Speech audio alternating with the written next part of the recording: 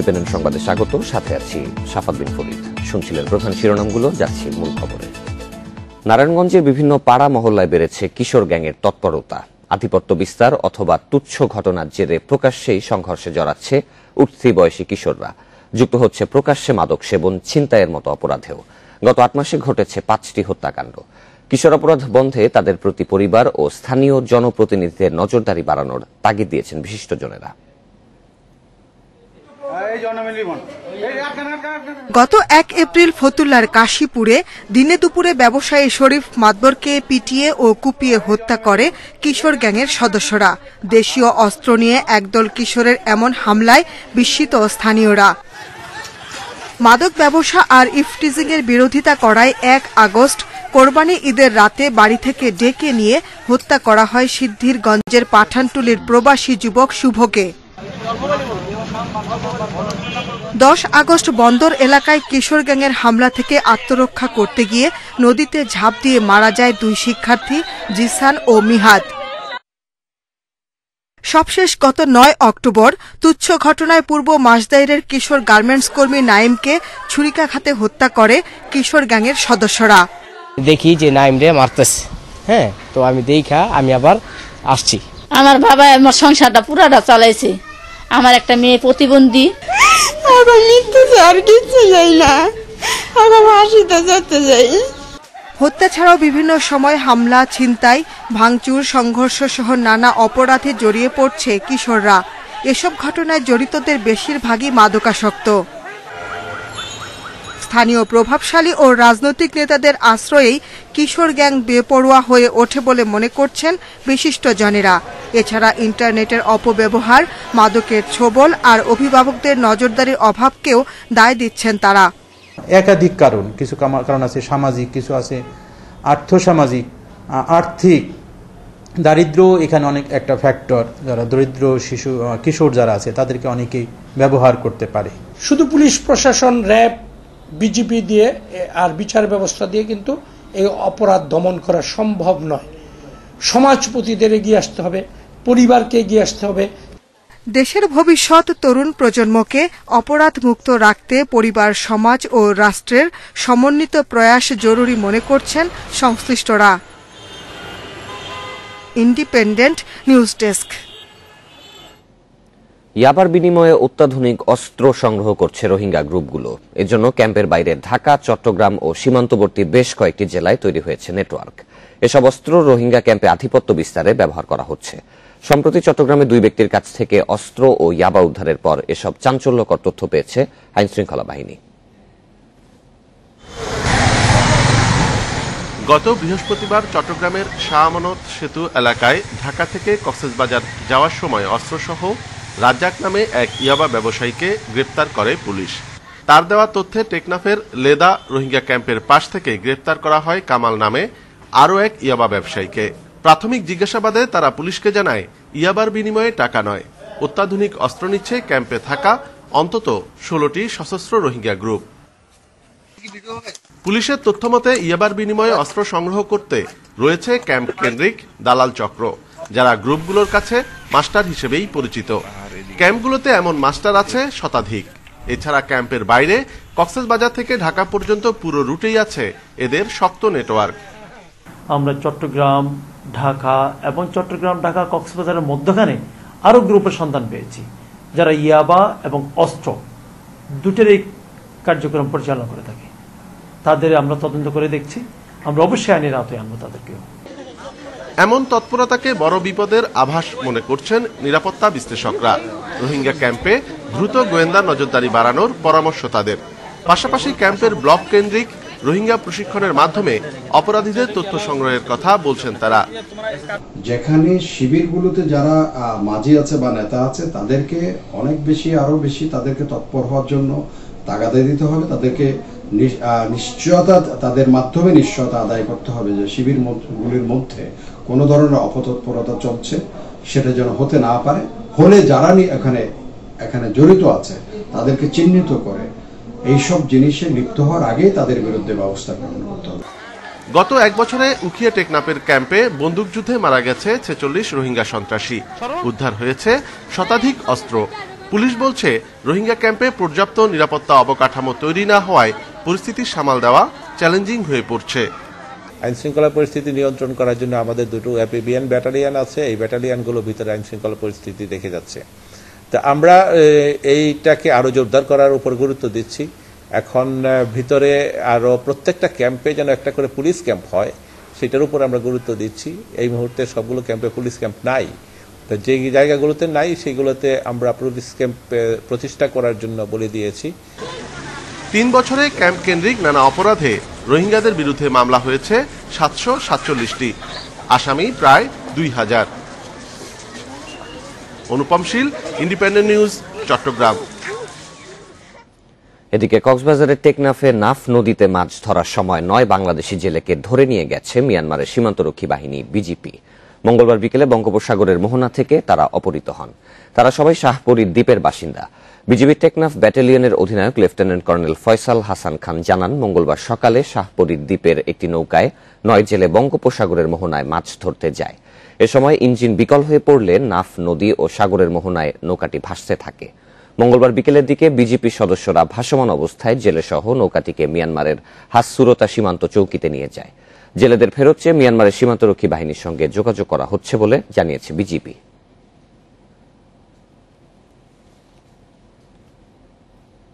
SP Anisul করিমের মৃত্যু পরিকল্পিত হত্যাকাণ্ড বলে মন্তব্য করেছেন তেজগাঁও ডিভিশনের ডিসি হারুনুর রশিদ। আদাবর থানার হত্যা মামলায় এরই মধ্যে মাইন্ড এইড হাসপাতালের পরিচালক নিয়াজ মোর্শেদ সহ 11 জনকে গ্রেপ্তার করা হয়েছে। এদের মধ্যে 10 জনের 7 দিনের রিমান্ড হয়েছে। এছাড়া হাসপাতাল সিলগালা করে দিয়েছে পুলিশ। আদাবরের মাইন্ড এইড কেয়ার ইনস্টিটিউটের এগ্রেসিভ ম্যানেজমেন্ট রুমে পুলিশ কর্মকর্তা আনিসুল করিমকে টেনে হিচড়ে ঢুকানো হয়। নিচে ফেলে চেপে ধরেন 6 জন, মাথায় ও ঘাড়ে আঘাত করেছেন আরো 2 জন। বেলা 11:55 থেকে 12:05 মধ্যেই নিস্তেজ হয়ে পড়েন তিনি। যখন কনভিন্স হচ্ছে না, তো ওনাকে ধাক্কা দিয়ে আপনার এই জায়গায় নিয়ে আসছে। 7-8 জন ধাক্কা দিয়ে ওনাকে উপর করে এখানে হাত পা বেঁধে আপনার এই জিনিসটা করা হয়েছে। ওয়ার্ড বয়, ক্লিনার, তারা একটা সিনিয়র এসপি কে জোর করে বেঁধে এনে তাকে টর্চার করছে। এটা আমি মনে করি একটা বড় ধরনের হত্যাকাণ্ড, এবং সেই হত্যাকাণ্ডের কারণে হত্যা মামলা রুজু করা হয়েছে। মরদেহের ময়নাতদন্ত হয় সোহরাওয়ার্দী মেডিকেল কলেজ হাসপাতালে। চিকিৎসকেরা বলছেন, প্রাথমিকভাবে মনে হচ্ছে দম আটকে মারা গেছেন আনিসুল করিম। কিডনি পাঠানো হয়েছে, এগুলো হচ্ছে কেমিক্যালের জন্য পাঠানো হয়েছে, ব্লাডও পাঠানো হয়েছে কেমিক্যালের জন্য, আর হচ্ছে এদিকে আপনার হিস্টোপ্যাথোলজি পাঠানো হয়েছে, হার্টের, লাঙের, লিভারের হিস্টোপ্যাথোলজি পাঠানো হয়েছে। যা যা দরকার সবকিছু পাঠানো হয়েছে। এখন দেখা যায় রিপোর্ট আসুক, তারপরে তো ফাইনালি আমরা কিছু বলতে পারবো। সোমবার রাতে আদাবর থানায় হত্যা মামলা করেছে আনিসুলের বাবা। গ্রেপ্তার করা হয়েছে মাইন্ড এইড কেয়ারের পরিচালক সহ 11 জনকে। ন্যায় বিচারের স্বার্থে এবং তদন্তের স্বার্থে পুলিশ 10 দিনের রিমান্ড চেয়েছে। আদালত আমরা শুনানি করেছি, আদালত 7 দিনের পুলিশ রিমান্ড মঞ্জুর করেছে। এদিকে মঙ্গলবার দুপুরে মাইন্ড এইড কেয়ার পরিদর্শন করেন স্বাস্থ্য অধিদপ্তরের প্রতিনিধি দল। তারা জানায়, এটি হাসপাতাল হিসেবে অনুমতি চাইলেও দেয়া হয়নি। তবে মানসিক রোগ নিরাময় কেন্দ্র হিসাবে পরিচালিত হলে নিতে হয় মাদক দ্রব্য নিয়ন্ত্রণ অধিদপ্তরের অনুমতি। আমরা এসেছি যে আমাদের কোনো ইনভলভমেন্ট বা আমাদের কোনো মাদকের কোনো সংশ্লিষ্ট আছে কিনা এটা যাচাই করতে। আমরা নিজেরা একটা ইন্টারনাল ইনভেস্টিগেশন করতেছি, তদন্তের পরে আমরা এটা বিস্তারিত বলবো। তারা যে অনুমোদন চেয়েছিল যে আমরা ওইটাও বাতিল করে দিব, এবং পরবর্তীতে তাদেরকে আমরা চেষ্টা করবো তারা যদি কোনো প্রকার দরখাস্তই করতে না পারে এটা চালানোর জন্য। কোনো অনুমতি ছাড়াই প্রতিষ্ঠানটি পরিচালনা করায় সিলগালা করেছে পুলিশ। এদিকে প্রতিষ্ঠানের সামনে মানববন্ধনে আনিসুল করিমকে হত্যার দৃষ্টান্তমূলক শাস্তির দাবি জানিয়েছে জাহাঙ্গীরনগর বিশ্ববিদ্যালয়ের সাবেক ও বর্তমান শিক্ষার্থীরা। Masudur Rahman, independent news, Dhaka. সিলেটে পুলিশ হেফাজতে রায়হানকে পিটিয়ে হত্যার ঘটনার মূল অভিযুক্ত বরখাস্তকৃত এসআই আকবর হোসেন ভূঁইয়ার 7 দিনের রিমান্ড মঞ্জুর করেছে আদালত। মঙ্গলবার chief metropolitan magistrate Mohammad Abul Kashem এ নির্দেশ দেন। এদিকে কোন সিনিয়র কর্মকর্তার পরামর্শে আকবর ভারতে পালানোর চেষ্টা করছিল তার তদন্ত চলছে বলেও জানিয়েছেন পুলিশ কর্মকর্তারা। মঙ্গলবার দুপুরে এসআই আকবর হোসেন ভূঁইয়াকে জিজ্ঞাসাবাদের জন্য 7 দিনের রিমান্ড আবেদন করেন মামলার তদন্তকারী কর্মকর্তা আওলাদ হোসেন। শুনানি শেষে আদালত 7 দিনেরই রিমান্ড মঞ্জুর করেন। পরে তাকে রিমান্ডের জন্য পিবিআই কার্যালয়ে নেওয়া হয়। সিসি ক্যামেরার ফুটেজ কিভাবে নষ্ট হয়েছে, অন্যান্য আসামি স্বীকারোক্তিমূলক জবানবন্দি দিতে প্রতিবন্ধকতা এবং কারা তাকে পালিয়ে দিতে সাহায্য করলো, সেই সব তথ্য উপাত্ত এবং যাচাই বাছাই করার লক্ষ্যে 7 দিনের রিমান্ড মঞ্জুর করেছেন মাননীয় আদালত। ঘটনার প্রায় 1 মাস পর সোমবার সকালে সিলেটের কানাইঘাটে বাংলাদেশ ভারত সীমান্ত হতে আকবর হোসেনকে গ্রেপ্তার করে সিলেট জেলা পুলিশ। এর আগে তাকে আটককারী খাসিয়াদের নিকট সে জানায় সিনিয়র কর্মকর্তাদের নির্দেশে সে ভারতে পালানোর চেষ্টা করে। তবে কাদের পরামর্শে সে ভারতে যাওয়ার চেষ্টা করেছিল তা তদন্ত করছে পুলিশ ব্যুরো অব ইনভেস্টিগেশন। আকবর এই মামলার প্রধান সন্দেহভাজন আসামি।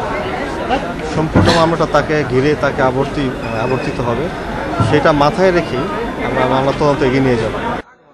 এদিকে পুলিশ সদর দপ্তরের প্রতিবেদন অনুযায়ী আকবরের অপকর্মের তথ্য লোপাট এবং পালাতে সাহায্য করে কোম্পানিগঞ্জের স্থানীয় আব্দুল্লাহ আল নুমান নামে এক ব্যক্তি। তাকেও গ্রেপ্তারে অভিযান চালাচ্ছে পুলিশ। এবং নোমানকে আমরা বিভিন্নভাবে গ্রেপ্তারের চেষ্টা চালাচ্ছিলাম। তো যেহেতু আমাদের এখন মূল টার্গেট ধরা পড়ে গেছে, আমরা তার সাথে সংশ্লিষ্টতা এটা নিশ্চয়ই বের করে তারপরে আইনিভাবে আগাবো। সিলেটের বন্দরবাজার পুলিশ ফাঁড়িতে রায়হানকে পিটিয়ে হত্যার ঘটনায় এখন পর্যন্ত আকবর হোসেন ভূঁইয়া সহ গ্রেপ্তার করা হয়েছে 4 পুলিশকে। মাধব কর্মকার, ইন্ডিপেন্ডেন্ট নিউজ, সিলেট। করোনা দ্বিতীয় দফা সংক্রমণ প্রতিরোধে তৈরি পোশাক শিল্প মালিকদের সাহস যোগাচ্ছে প্রথম ঢেউ মোকাবিলার অভিজ্ঞতা। বেশিরভাগ কারখানায় অব্যাহত আছে মাস্ক পরা, হাত ধোয়ার মতো প্রতিরোধ ব্যবস্থা। তবে দুশ্চিন্তা বাড়ছে ক্রয়াদেশ নিয়ে।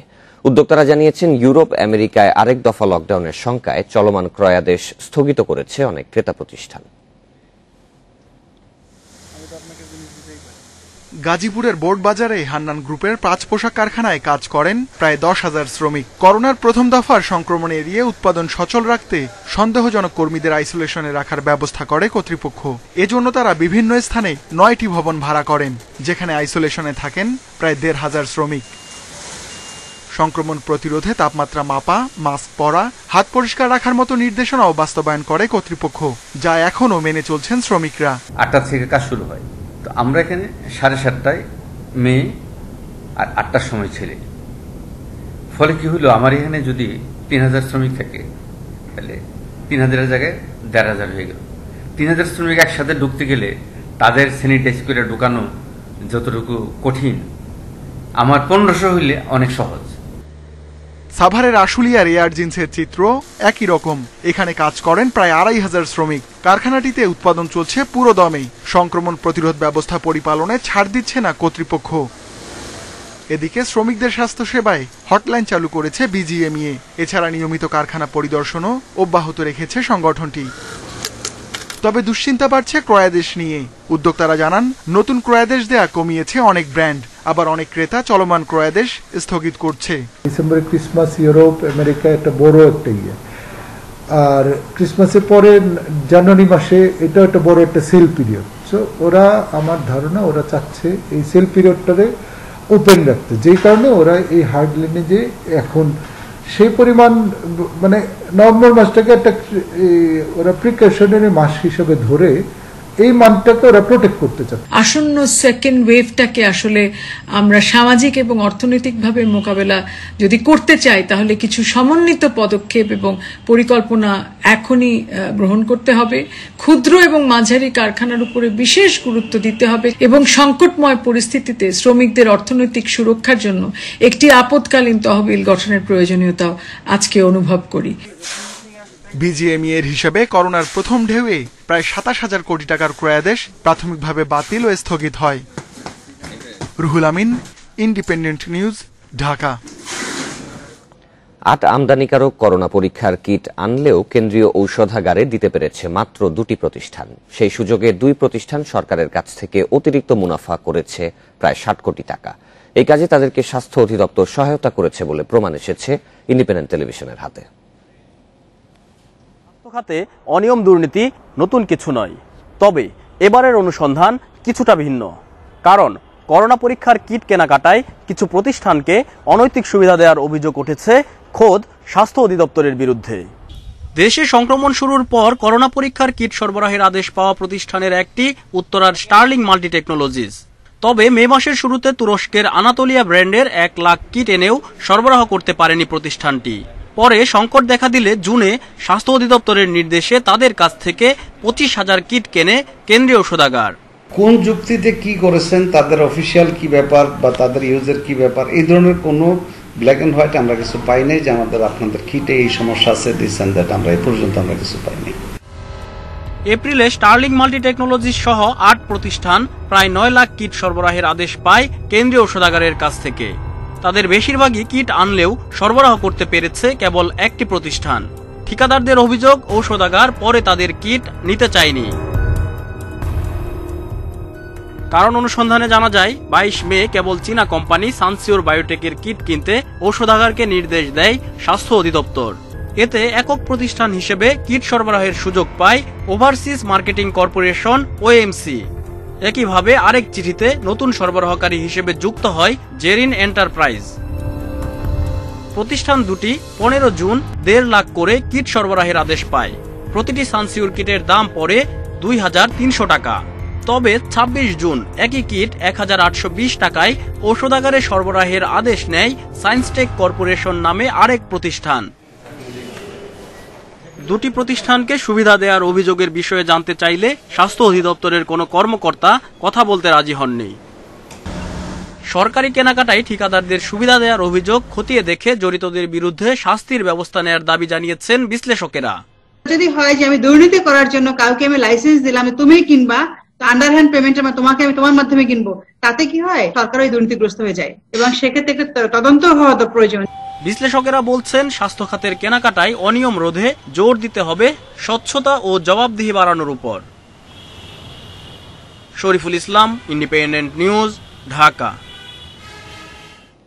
কোভিড মহামারী সহ বৈশ্বিক সংকট মোকাবিলায় বহুপাক্ষিক উদ্যোগ নেয়ার আহ্বান জানিয়েছেন প্রধানমন্ত্রী শেখ হাসিনা। বিশ্বায়নের যুগে বহুপাক্ষিকতার কোনো বিকল্প নেই, বরং এটাই একমাত্র সমাধান। জাতিসংঘের 75 বছর পূর্তিতে স্পেন সরকার আয়োজিত বহুপাক্ষিকতা জোরদারে পদক্ষেপ গ্রহণের আহ্বান শীর্ষক বৈশ্বিক এক উচ্চ পর্যায়ের অনুষ্ঠানে ভিডিও বক্তব্যে এসব কথা বলেন তিনি। প্রধানমন্ত্রী বলেন, বহুপাক্ষিকতা অব্যাহত না থাকলে বিশ্বকে টেকসই করা যাবে না, বরং মানবজাতির বিপর্যয় ঘটবে। শেখ হাসিনা বলেন, বাংলাদেশ বহুপাক্ষিকতার পতাকাবাহী। বিশ্বে শান্তি প্রতিষ্ঠা এবং উন্নয়নের জন্য ক্ষতিকর কাজ থেকে বিরত থাকতে সবার প্রতি আহ্বান জানান তিনি। কোভিড-19 মহামারী শিক্ষা দিয়েছে সম্মিলিত কার্যক্রম, একতা ও আন্তর্জাতিক সহযোগিতার উপরই বৈশ্বিক সমৃদ্ধি নির্ভর করছে। COVID-19 pandemic has taught us that COVID-19 মহামারী স্মরণ করিয়ে দেয় প্রত্যেকে নিরাপদ না হওয়া পর্যন্ত কেউই নিরাপদ নয়। এজন্য বৈষম্য হ্রাস, দারিদ্র্য বিমোচন এবং কার্বন নিঃসরণ কমিয়ে আমাদের বিশ্বকে সুরক্ষিত করতে হবে এবং বহুমুখী প্রয়াসকে আরও জোরদার করতে হবে। অর্থপাচার মামলায় জি.কে. শামীম সহ 8 জনের বিচার শুরু। মঙ্গলবার সকালে ঢাকার বিশেষ জজ আদালত 10-এর বিচারক মোহাম্মদ নজরুল ইসলাম তাদের বিরুদ্ধে অভিযোগ গঠন করেন। একই সাথে সাক্ষ্য গ্রহণের জন্য 19 নভেম্বর দিন ধার্য করেছে আদালত। র্যাবের করা অর্থপাচার মামলায় আদালতে হাজির করা হয় জি.কে. শামীম সহ 8 আসামিকে। তারা অব্যাহতির আবেদন করলে শুনানি শেষে খারিজ করে দেন বিচারক।